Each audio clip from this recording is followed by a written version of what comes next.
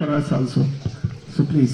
Sir, this is Himanshi and I'm from Doda. Okay, So Himanshi. my stream is medical. And you are which sir, class? Sir, plus 2 science. Okay. Sir, I have a question from you. Sir मैं मुझे पूछना चाहती हूँ sir अपने sir आपका भी कोई गोल रहा होगा, एक एम्बिशन रहा होगा कि मुझे आगे लाइफ में क्या करना है।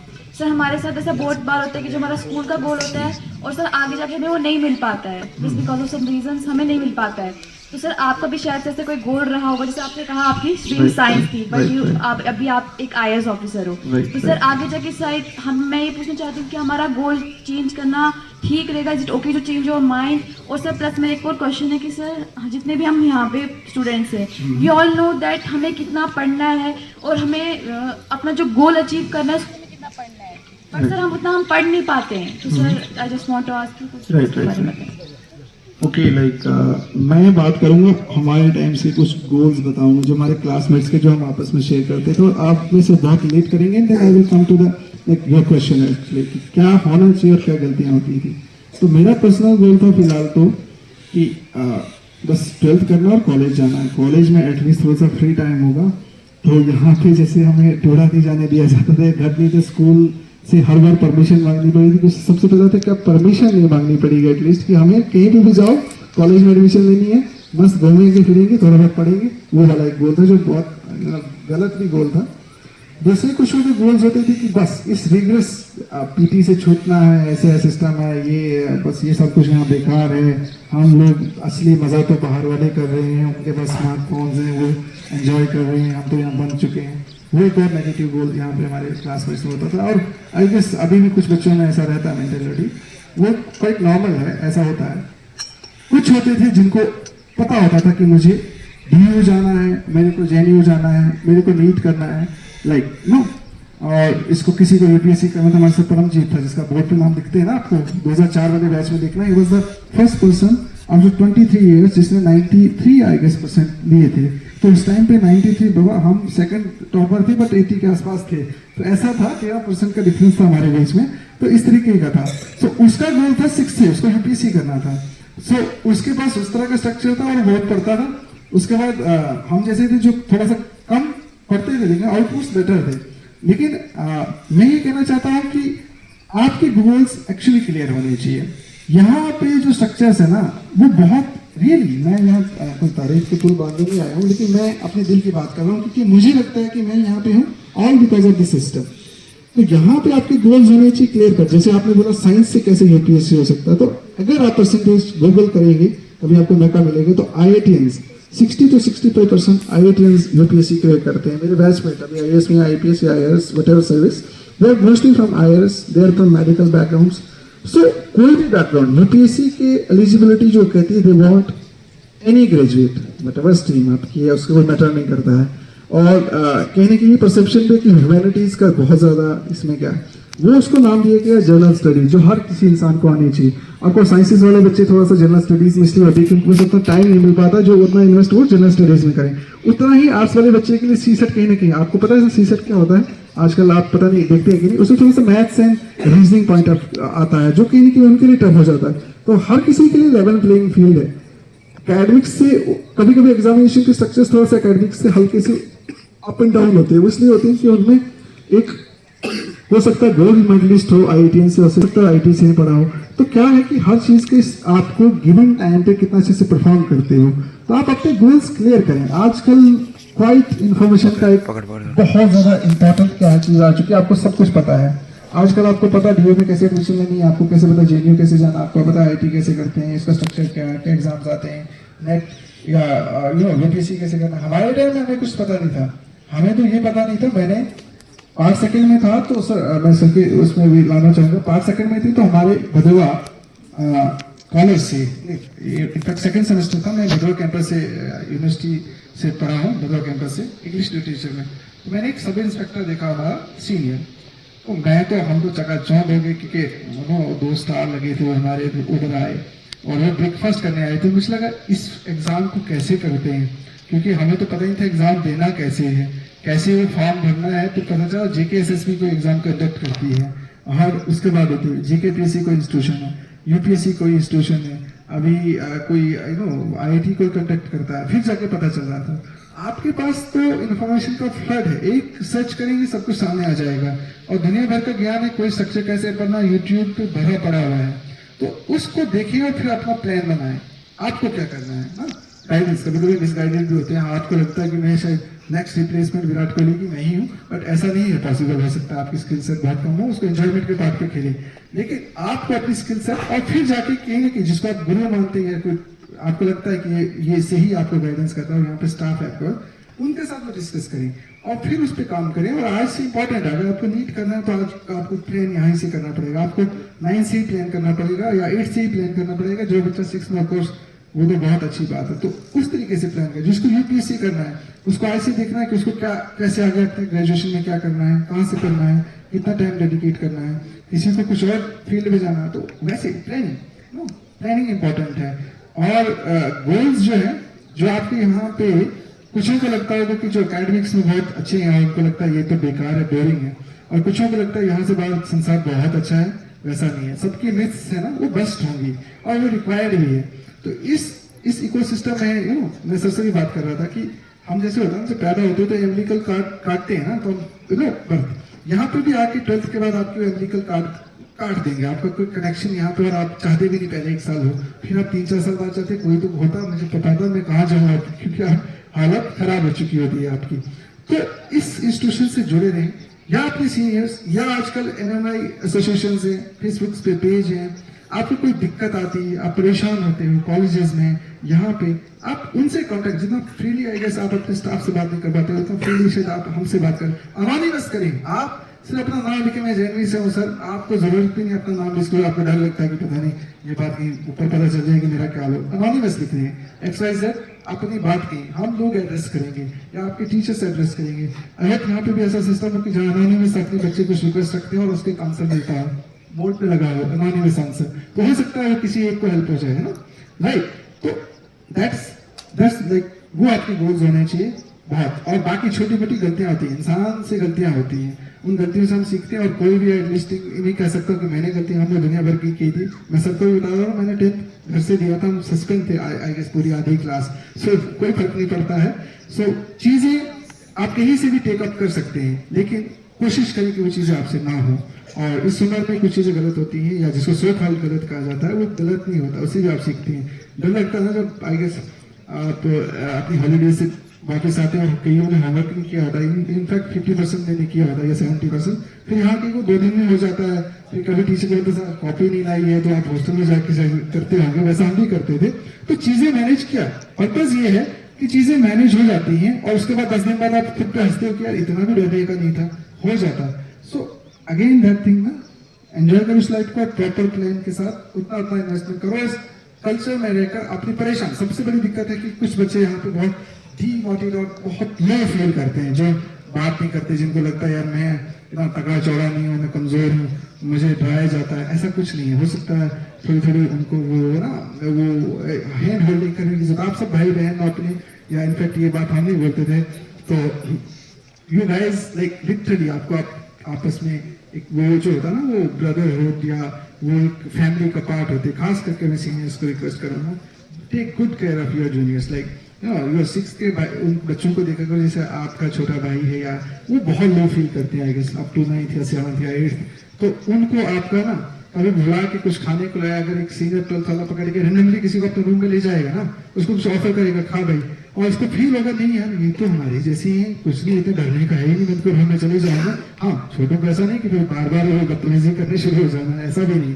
सो similar goes to you are, यहाँ पे स्ट्रक्चर्स जैसे हैं, उनको और बेटर आप लोग बना सकते हैं। किसी के लिए अगर बुरा हो तो वो हमारी वजह से हो सकता है, हम में से कोई वो सोकाल थोड़ा सा शरारती होते हैं, किसी को नेगेटिव इम्पैक्ट करता है, ऐसी चीजें नहीं करनी। बाकी गुड वो है ना, किसी का पेन जेब से लेके आपने जेब में डालना, दैट इज एन आर्ट। मैंने कभी नहीं खरीदा 7th के बाद, पता नहीं वो कहाँ से आते हैं, आज भी समझ नहीं आई है कि खरीदता कौन है पेन, या फिर वो समझ नहीं आई थी कभी मुझे, तो मेरे पास हमेशा पेन रहते थे। तो वो क्या थे, वो कुछ आर्ट से, बट कुछ चीजें जो है वो नहीं करनी चाहिए, और प्लानिंग तो पार्ट है, ठीक है। Thank you.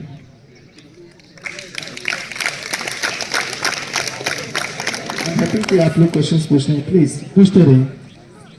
Good evening sir. Yes sir, मेरा नाम शक्तिमान हाजिर, मैं हम्बल से हूँ, न्यूयॉर्क में। सर मेरा एक क्वेश्चन है कि आफ्टर इंटरव्यू जब आपने जैसे इंटरव्यू क्वालिफाई किया तो सर Right. इंटरव्यू में क्या एक लैंग्वेज बैरियर होता है?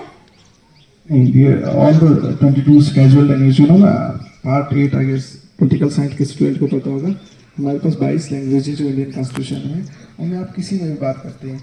उसका एक एडवांटेज ये है कि आप कंफर्टेबल होते हैं आपकी मदर टंग में। आपको कश्मीरी में इंटरव्यू देना हो सकता है, वो नहीं रोक सकते, बट पता क्या है कि 5 लोगों को कश्मीरी आए कि नहीं, उसके लिए ट्रांसलेटर हो सकता है। आपको मलयालम में देना है, मराठी में देना है, जो स्केड्यूल लैंग्वेजेस है ना जो हमारे कॉन्स्टिट्यूशन में, उसमें दे सकते हैं। आप हिंदी में दे सकते हैं, लेकिन वहाँ पर हो सकता है इतनी शुद्ध हिंदी या इतना शुद्ध उर्दू पूछे और आपको समझ ही नहीं है क्या बोल रहा है।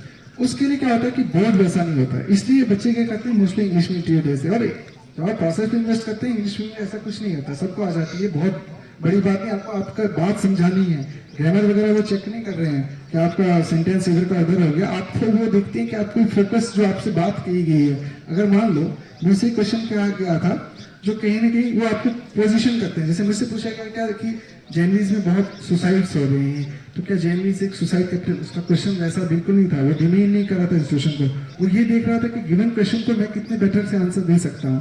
तो उसने कहा ऐसा क्यों है अजीत, आपको क्या लगता है? उसने कुछ देखो होता क्या, वो तो पूछता बहुत सारे पॉजिटिव्स हैं हमारे पास कि जैनवीज के बच्चे IITs में UPSC करते हैं, इतना सारा कुछ करते हैं। उसने मुझे पोजिशन किया, मतलब मेरे वीक पॉइंट को मुझे पकड़ा एकदम से ना कि अब बता दे क्या बोलेगा, तो इसके लिए कि मैं एक्सेप्ट करूंगा कि हाँ जी जैनवी सुसाइड करते हैं। सुसाइड्स एक आज की डेट में क्या है कि हाँ एक इल है, बहुत अनफॉर्चुनेट है, लेकिन कभी कभी इसका मतलब ये नहीं कि वो इंस्टीट्यूशन उस चीज को प्रमोट करता है, इसका मतलब ये नहीं कि वो हम चाहते हैं कि कोई बच्चा सुसाइड कर ले, ऐसा नहीं है ना होता है। तो मैंने इसका आंसर थोड़ा बहुत सोचा और मैं ऑफकोर्स मैं परेशान था कि मैं क्या आंसर दूं। ऑफकोर्स मुझे एक्सेप्ट नहीं करना था कि ऐसा है, क्योंकि मैं प्राउड फील करूंगा और वो भी नहीं चाहते। तो मैंने कहा सर कि हो सकता है एक बच्चा जब 6 से आता है वो एक बहुत डाइवर्स बैकग्राउंड से आता है, उसके सोशल स्टेटस, उसका इकोनॉमिक बैकग्राउंड, उसके पेरेंट्स हो सकता है कि कई पेरेंट्स हो सकता है कि उनसे कांटेक्ट 2-4 महीने बाद मिलने आते हैं, कई उनके पेरेंट्स 6 दिन में आते हैं। तो वो क्या करता है, कुछ उनको बहुत खुशी देता है, कुछ मेरे साथ ही देखते रहते हैं गेट की तरफ कि मम्मी पापा आएंगे कि नहीं आएंगे। उस टाइम तो मोबाइल भी नहीं होते थे हमारे, तो बस वो 11-12 बजे तक एक्सपेक्टेड होता कि आगे तो आगे, वरना फिर 9th के बाद तो लगता आज आने नहीं चाहिए क्योंकि खेलने जाना है। सो ऐसा होता है। तो मैंने कहा कि सर हो सकता है हमारे पास कुछ पोस्ट ऐसी हैं, जैसे हम काउंसलिंग की पोस्ट हो सकती है, हो सकता है कहीं ना कहीं वो कुछ ब्रिजेस हैं कि जो पूरी स्ट्रीमलाइन में कहीं ना कहीं वो मिसिंग लिंक्स हो सकते हैं, लेकिन मैं कतई नहीं मानता हूँ कि जैनवीज ऐसा है। मैं उस इंस्टीट्यूशन का प्रोडक्ट हूँ, मेरे जैसे कई सारे बच्चे, अगर आप रेट उठा के देखें तो हो सकता है IITs में ज्यादा हो, तो क्या हम IITs को बंद कर रहे हैं सर, क्या हम उनको घोषित करते हैं? ऐसा बिल्कुल नहीं सर, ये अनफॉर्चुनेट है।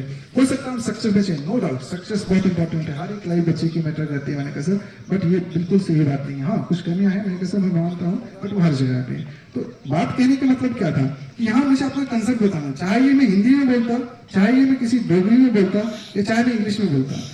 डोगरी में बोलता तो मेरे साथ एक ट्रांसलेटर होता है जो ट्रांसलेट करता है इंग्लिश में सारे बोर्ड मेंबर्स के लिए, और आपके पास टाइम होता है 30 मिनट्स। तो ट्रांसलेशन में 20 मिनट चले जाएंगे तो आपसे बात कर, जितनी बात करेंगे उतना आपके चांस हाई होगा। तो कोशिश करें, तो देखो यहाँ पे पता नहीं ये बात है, कोशिश करें आप अपना इंटरव्यू उस लैंग्वेज में दे जो लार्जली एक्सेप्टेबल है, इधर इंग्लिश और हिंदी और उर्दू। इसलिए बोल रहा हूँ, मैं प्रमोट नहीं कर रहा हूँ यहाँ पे इंग्लिश को, इसलिए क्योंकि आपको वो टाइम बचेगा जो कोई दूसरा ट्रांसलेशन करने में था। और हो सकता है मैं आपको कुछ बोलूँ, ट्रांसलेशन में उसका सेंटेंस बदल जाए और जो मैसेज आप फॉरवर्ड करना हो सकता है उसकी टोन टेक्सचर बदल जाए, तो वो गड़बड़ हो सकती है। बाकी इंग्लिश जितनी टूटी फूटी बोले आप, उसकी कोई टेंशन नहीं, आप जब उस पर प्रोसेस में इन्वेस्ट करेंगे आप खुद देखेंगे हो जाता है, इसमें कोई टेंशन नहीं। और बोर्ड के सामने जब मैं प्रेजेंट था तो मेरे को भी आगे मेरे भैया ने अभी तक ज्वाइन नहीं किया, अगर वो होते तो शायद रिलेट कर पाते। वो बोले तो तू इंग्लिश में बोल पाएगा कि नहीं बोल पाएगा, तो मैं हंसता था, तो तूने चूज किया यार इंग्लिश में कैसे बोल पाएगा। तो लेकिन मुझे पता था कि मैं कॉन्फिडेंट था, मुझे फर्क नहीं पड़ता था कि मैं कितनी अच्छी बोल पाता, मुझे फर्क था मुझे अपना मैसेज करना ही करना है, क्या क्वेश्चन पूछा मुझसे, मेरा फोकस उतना। जब आप कॉन्शियस हो जाते हैं ना, कभी कभी आपने देखा फेसबुक या इंस्टाग्राम पे बढ़िया से इंग्लिश लिख देते हैं, माइंड में तो बढ़िया इंग्लिश चल जाती है, बोलने में दिक्कत आती है, कहाँ चले गए, क्यों? आप कॉन्शियस हो जाते हैं कि यार मैं बोल क्या रहा हूँ, माइक कैसा जा रहा है या नहीं जा रहा, उस चक्कर में आपका कंटेंट छूट जाता है।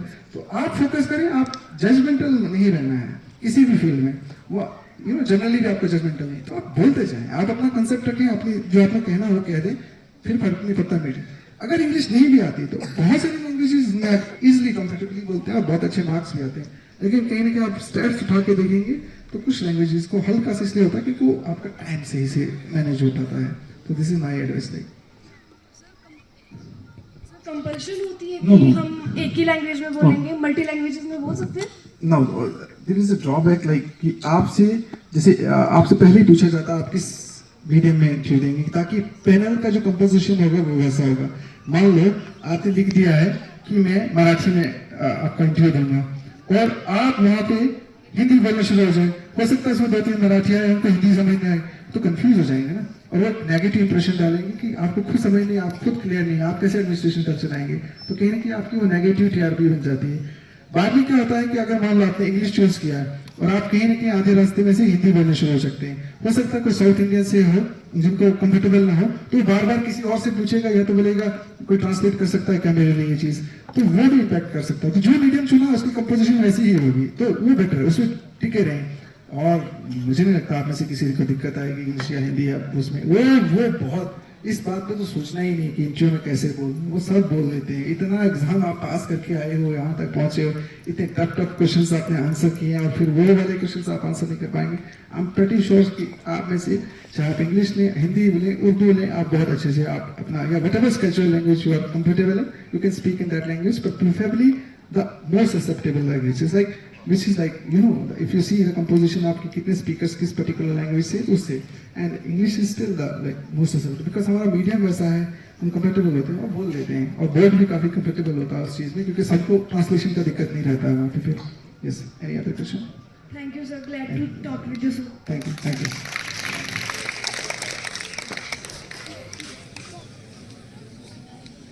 Yeah, I can see the mamas. Yeah, they understand it. Sir मेरा नाम गरिमा है Yes. और मैं क्लास 11th आर्ट्स से हूँ। Okay.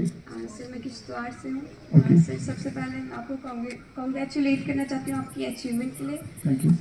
सर सेकंड मेरा ये क्वेश्चन था कि आपने लाइफ से कौन सी स्ट्रीम ली है, तो आपने बता दिया था कि Yes, yes.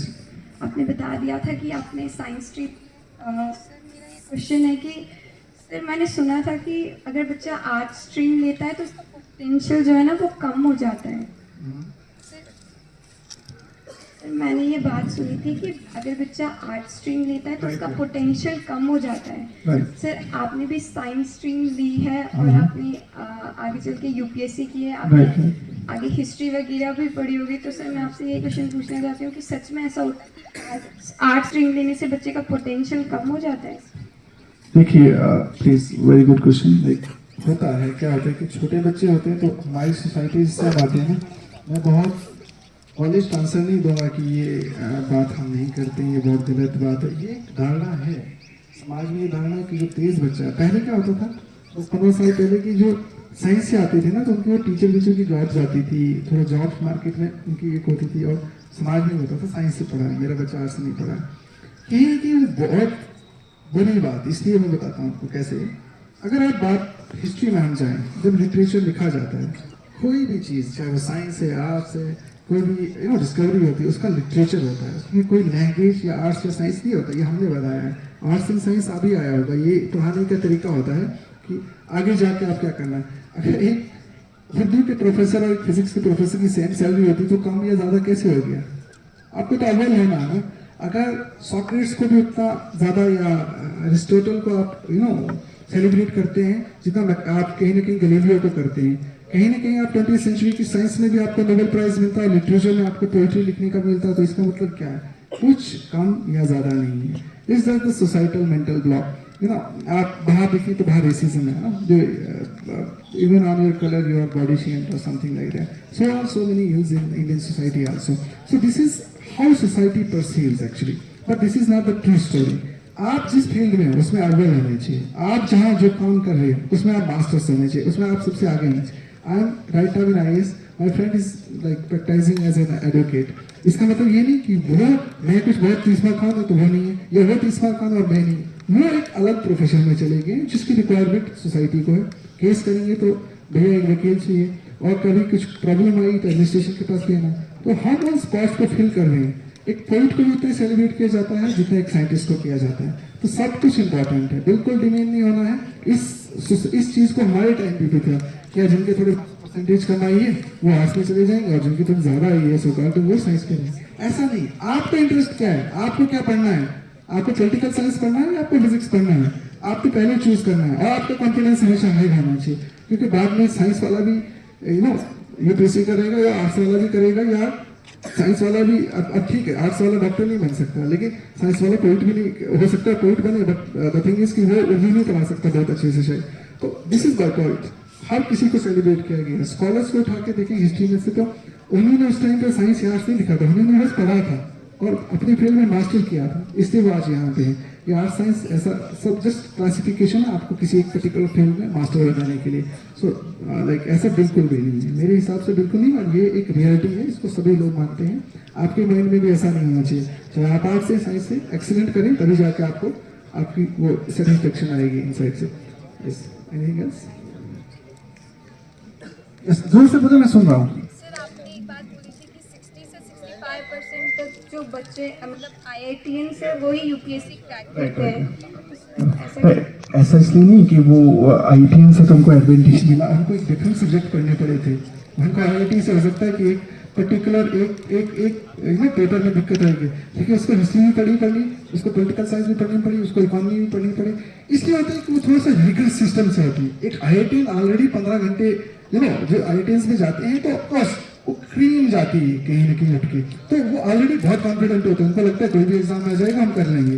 तो वो प्रोसेस में ऑलरेडी होते हैं, उनका स्ट्रक्चर इतना होता है, वो सुटेबल लगता है उनको, कहीं कि उनको मेहनत करनी आती है, वो कहीं ना कहीं उतने मेहनती होते हैं, और वो अपनी जो उनकी कंफर्ट जोन है इससे निकल कर एक इस तरह की पोजीशन में भी आके एक्सीलेंट कर देते हैं। तो वो कहीं ना कहीं उसका अप्लॉज जो जाता है वो उनकी मेहनत को जाता है। उसका मतलब ये नहीं कि वो एग्जाम का स्ट्रक्चर उनको सूट करता है, वो तो बेटर है, उनको तो साइंस पढ़ा है, उसमें हो सकता है कुछ मैकेनिकल इंजीनियरिंग की हो, उसमें हो सकता है IT में कोई सॉफ्टवेयर इंजीनियर हो, लेकिन वो छोड़ के एक पर्टिकुलर जनरल स्टडीज को पढ़ता है जिसमें बेसिक सी बातें हैं, वो मेहनती है, उसको कॉन्फिडेंस है, वो हमेशा हाई स्पिरिट्स में रहता है कि मैं ये करूंगा यार, वटेवर ये जो भी एग्जाम इसलिए वो करते हैं, और इसमें कोई और तरीके का कोई भी लॉजिक नहीं है।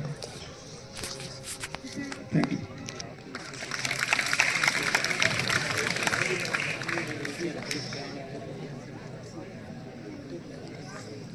Yes, yes. Okay, like last two questions, I guess I can see the understanding actually. If some of you want to ask questions, like I will request principal, sir, you can stay back.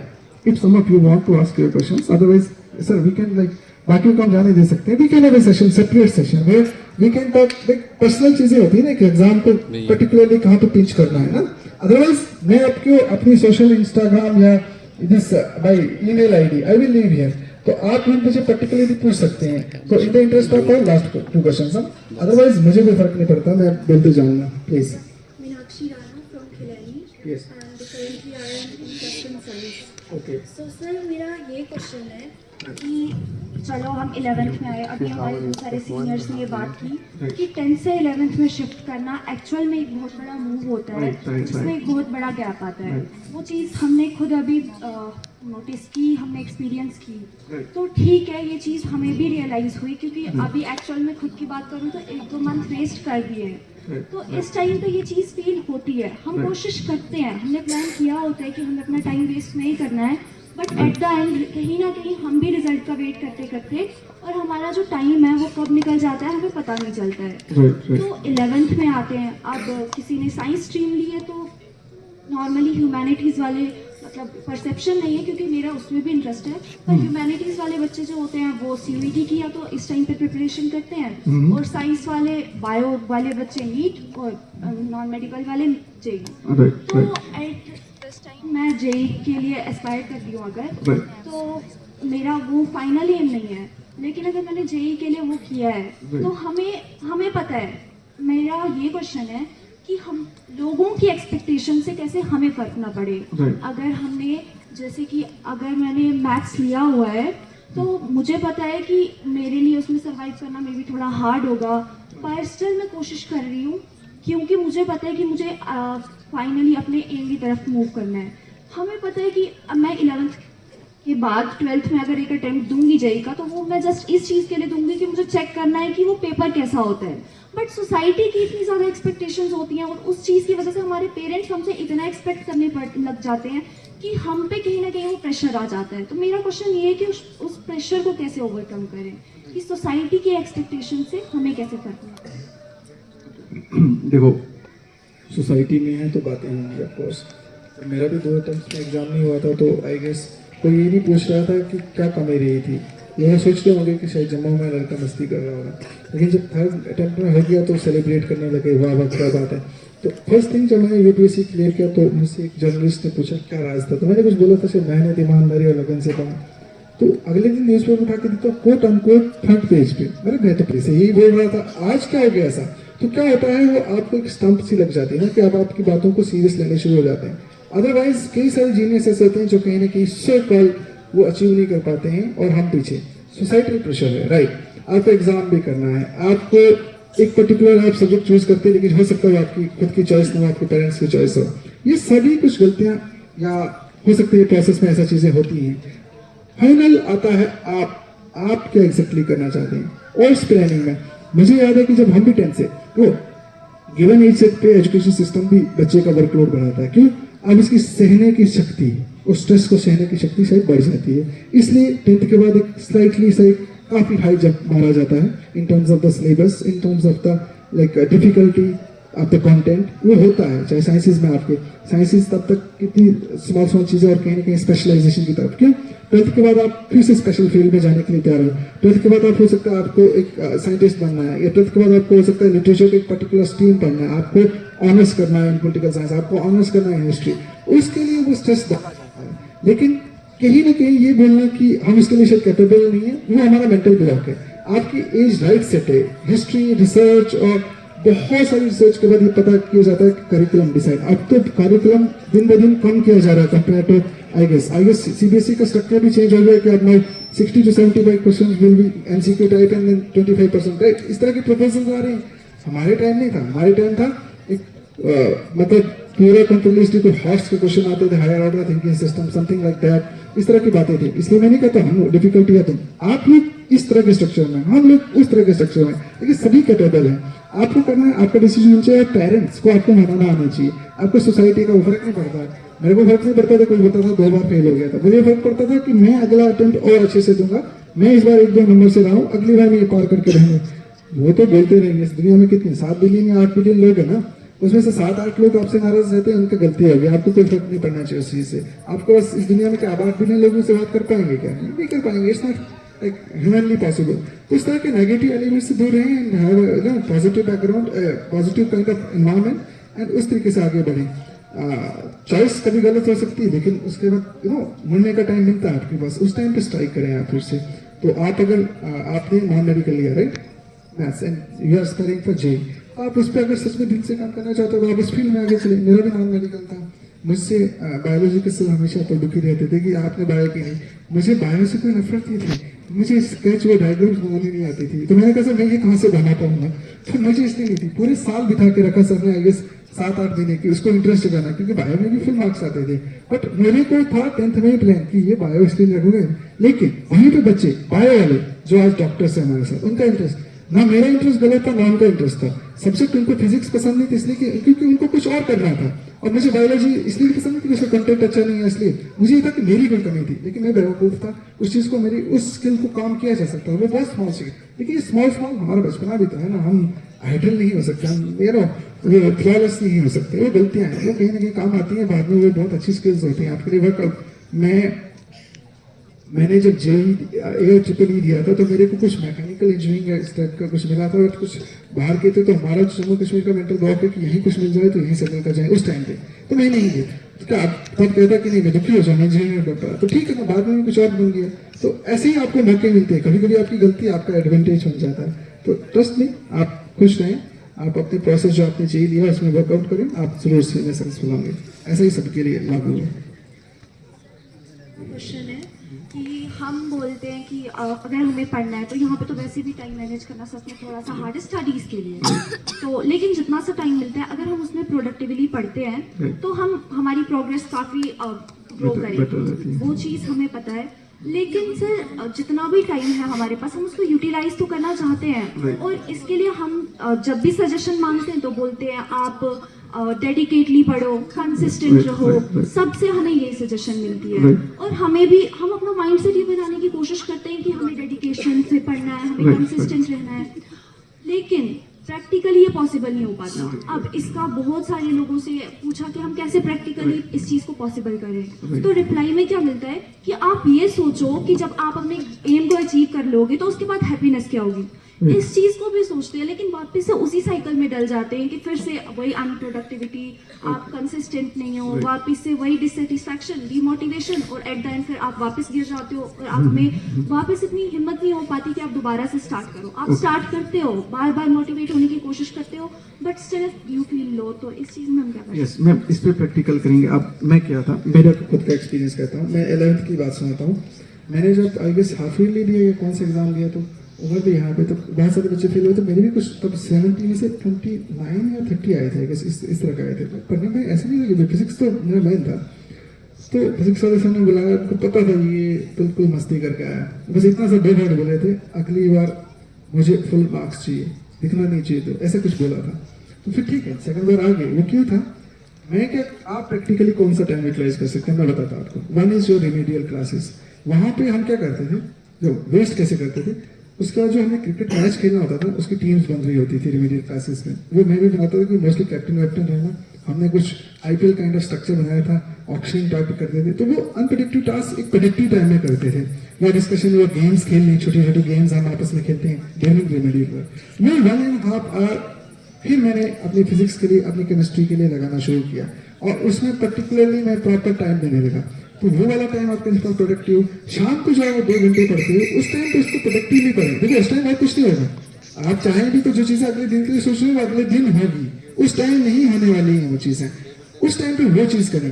अगर class में कोई lecture चल रहा है, उस time पे attentively आप उस चीज़ को करें, ना कि आप उस टाइम पे कुछ वो काम कर रहे हो जो आपको बाद में करना था और जो अभी करना था वो नहीं कर रहे, तो मिसमैच हो जाता है। वहाँ पे अनप्रोडक्टिविटी आनी शुरू होती है, या आप एफिशिएंटली कोई काम नहीं कर पाते। तो आपकी remedial class one of the best time, जहाँ पे आप टाइम अपना मैनेज करके आप स्मार्टली कुछ चीज़ एक्स्ट्रा कर सकते हैं जो आपको डिफरेंट बनाती है। आई गेस यहाँ पे जो लोग मेरी बात से एग्री कर रहे होंगे, जो थोड़ा सा डिफरेंट अगर मार्क्स आते हैं इस तरह के करते हैं, वो आपको रिमेडियल क्लासेस को याद रखना, वो बहुत डेडिकेटली पढ़ते हैं। और शाम को भी जो अपने 2 या 2.5 आवर्स लगाते हैं वो अच्छे, वो क्लास में बहुत सारे क्वेश्चन होते हैं, बहुत अटेंटिव होते हैं, और जब खेलने जाते हैं तब अपना ध्यान खेलने में लगाते हैं, तब भी वो पर्टिकुलरली। तो प्रोडक्टिव टाइम आपका जो रिमेडियल्स हैं, आपकी जो शाम का टाइम है, और क्लासेस में आप प्रॉपर अटेंटिव हैं, और जो 5-10 मिनट मिल जाते हैं उसमें इंस्टेड ऑफ बातें करना, आप हो सकता है कि कुछ वो वाला काम करते हैं जो आपको डेली रूटीन का होता है। तो इस तरह से प्रोडक्टिव आप तक है, आप कितना उसको एनहांस करना चाहेंगे, आप गेम्स में लगा देंगे या मित्रों में टीम बनाने में लगा देंगे, आप तक डिपेंड करता है।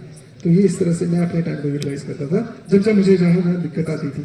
हालांकि मैं एफिशिएंटली उस टाइम पर नहीं कर पाया था, बट लिटरली कहीं ना कहीं थोड़ा बहुत कर पाया था। इस तरह से मैं सोचता हूँ।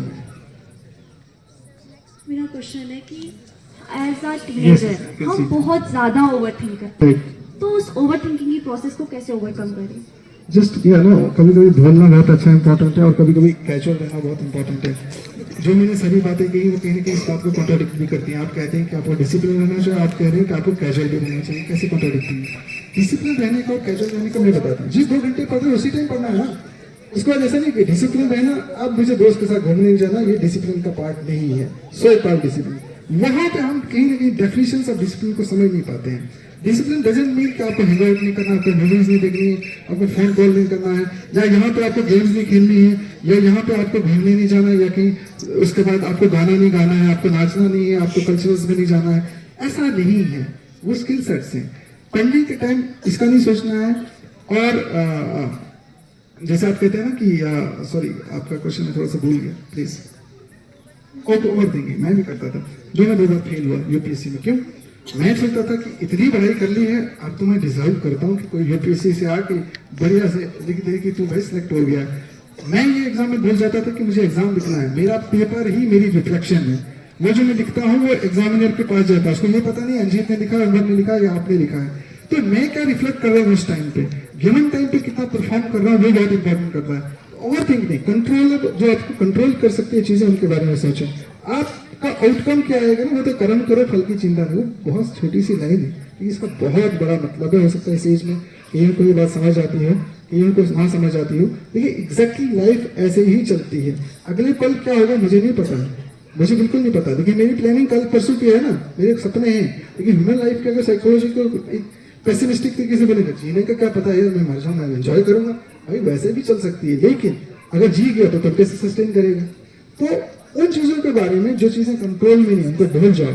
उन चीज़ें जो आप नहीं कर सकते स्कूल में, कि आपको बाहर कॉलेज में क्या चल रहा होगा, प्राइवेट स्कूल वाला बच्चा क्या कर रहा है, क्या मस्ती है, 9 बजे आता हूँ पीटी करने, नहीं, आपके कंट्रोल में नहीं है। आपके स्ट्रक्चर में आपने चुना है स्कूल को, आपने इसके लिए इंटरेस्ट दिया ना, सभी ने इंटरेस्ट दिया ना, राइट? तो आप इस स्कूल में पढ़ना चाहते थे, आपकी चॉइस है, आप चॉइस को एंजॉय करो, मस्ती करो, लोग याद रखोगे, नॉट अदर थिंग। जिसे कंट्रोल में नहीं होनी आप कंट्रोल कर सकते, right? Thank you, thank you. I guess we will I can say दोस्तों, प्रश्न बहुत अच्छा लगा, मतलब बहुत लंबा दिन चले गया है। So my best wishes to all of you, this is the best time of your life. Enjoy करो इसको यार, खेलो कूदो, मस्ती करो, पढ़ो जितने पढ़ सकते हो। आपके पास गुड कंपनी ऑफ टीचर्स हैं, उनकी रिस्पेक्ट करें, उनसे पढ़ें, उनसे सीखें। I again like wish you all the best, all the best. Thank you so much for this honor and privilege. I will take a selfie, of course.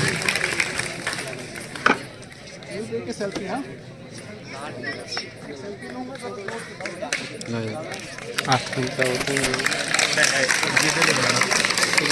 Ah,